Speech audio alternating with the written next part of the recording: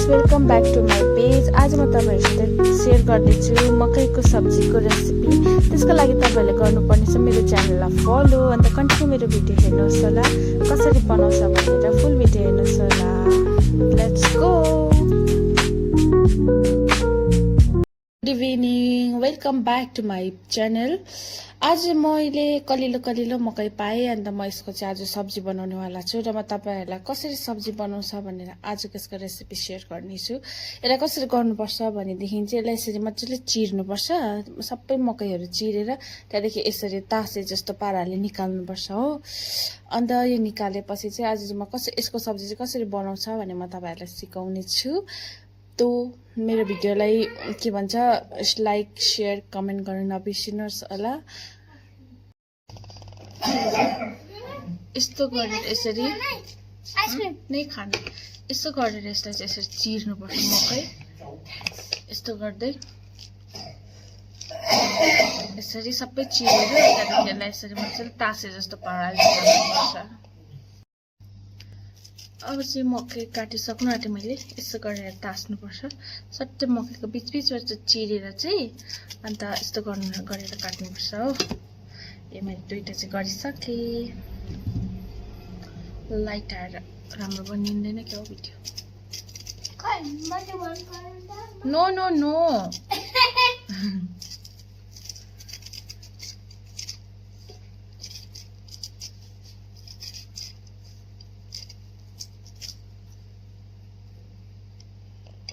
पछि चाहिँ यस्तो हुन्छ यसरी। अब मैले मकैको सब्जीको लागि चाहिँ 2टा टमाटर लिएको छु। अब यसको प्युरी बनाउँछु, त्यहाँदेखि देखाउने चाहिँ तपाईँहरूलाई कसरी बनाउँछ भनेर के हाल्नुपर्छ भनेर। म एकदमै सिम्पल तरिकाले बनाउँछु। मैले मकैको सब्जी बनाउनुको लागि लिएको छु कुकरमा सिटी लगाउनुपर्छ। मकै चाहिँ तर एकदमै कलिलो चाहिन्छ यसरी हो। यसमा हालेको छु मैले तेल। अब एकछिन तेल तातियोस्। तेल तातिसकेपछि यसमा म जिरा पड्काइदिन्छु। तपाईँहरूलाई 5 फोरनहरू मनपर्छ भने 5 फोरन पड्काउँदाखेरि पनि हुन्छ, जे एभाइलेबल छ त्यही। अब यसमा हाल्नेछु म टमाटर प्युरी।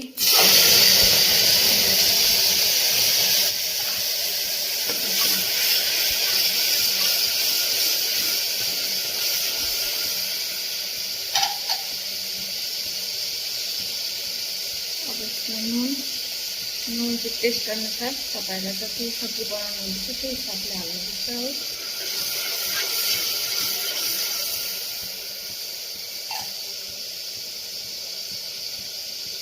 अब यसमा अलिकति हल्दी हालेर एकछिन टमाटरको प्युरी पाक्न दिनुहोस्।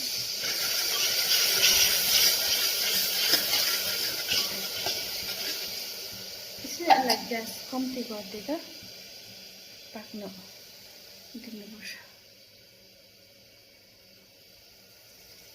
एकछिन पाकोस्। प्युरी निकै पाकिसक्यो। अब यसमा म एड गर्दैछु जिरा पाउडर, गरम मसला। तपाईँहरूलाई गरम मसलाहरू मन पर्दैन भने नहाल्दाखेरि पनि हुन्छ। मेरो हस्बेन्डले चाहिँ अलिक मसलादार खानुहुन्छ हो, त्यस कारण। अन्त तपाईँहरूलाई प्याज लसुनहरू हालेको मनपर्छ भने प्याज लसुन हालेर बनाउँदाखेरि पनि हुन्छ। त्यो प्याज लसुन हालेर बनाएको चाहिँ अलग्गै टेस्ट हुन्छ हो। तपाईँहरू भन्नुहुन्छ भने म त्यसको पनि रेसिपी सेयर गर्नेछु नेक्स्ट भिडियोमा। अब चाहिँ यसमा म एड गर्दैछु मकै।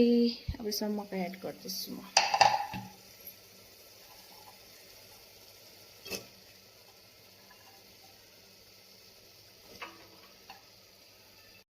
मकै हालेर मजाले यसलाई चलाइदिनुहोस्। ग्यास पनि ठुलो पार्दा हुन्छ अब।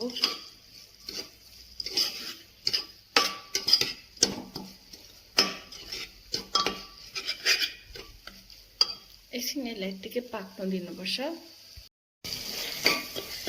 मैले चाहिँ गरम मसला अलिक कम्ती भएर अलिकति एड गरेँ हो। अन्त यसमा एड गर्नुहोस् लाल मिर्च कश्मिरी मिर्च पाउडर। मजाले चलाउनुहोस्। अब यसमा पानी एड गरिदिनुहोस्।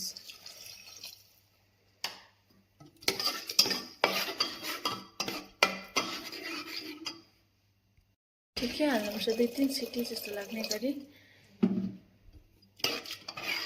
बेसी सिटी लाउनु पर्दैन यसमा 3 सिटी जस्तो लाउँदाखेरि भइहाल्छ किनकि मकै एकदमै कलिलो छ कि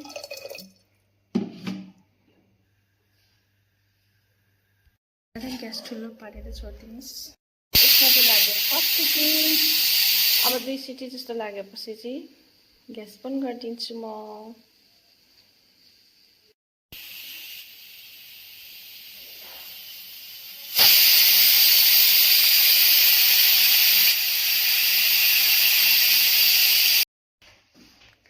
गाइस सब्जी चाहिँ पाकेर रेडी भइसक्यो म चाहिँ सर्भ गर्दैछु यसमा खानेछु रोटीसित